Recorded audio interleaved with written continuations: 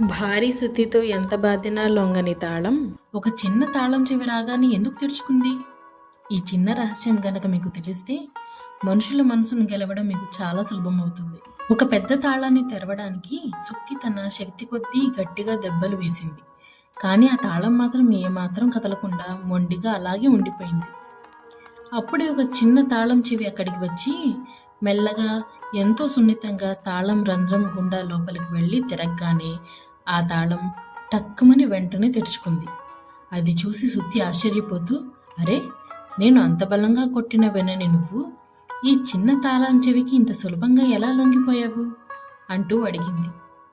అప్పుడు తాళం చిరునవ్వుతో, నువ్వు నా మీద దెబ్బలు వేశావు, అంటే నన్ను బాధ పెట్టావు, పైగా బలవంతం చేశావు. కానీ ఈ తాళం చెవి నా లోపలికి ప్రయాణించి నా హృదయాన్ని తాకింది. అందుకే సున్నితంగా లొంగిపోయాను. నీలా తను బాధ పెట్టలేదు కదా, అందుకే తనకు ఒక అవకాశం ఇచ్చాను అని బదులిచ్చింది. ఇందులో నీతి ఏమిటంటే, మనుషులను అధికారంతోనో బలప్రయోగంతోనో మనం ఎప్పటికీ లొంగదీసుకోలేం. వారిని ప్రేమతో పలకరిస్తే ఎంతటి కఠినమైన వారైనా సరే మాట వింటారు. ప్రేమతో సాధించలేనిది ఈ లోకంలో ఏదీ లేదు. ఈ స్టోరీలోని నీతి మీకు ఎలా అనిపించిందో కామెంట్ చేసి లైక్ కొట్టి, మరీ ముఖ్యంగా ఇలాంటి మరికొన్ని కథల కోసం సబ్స్క్రైబ్ చేయడం మాత్రం మర్చిపోకండి. Thank you.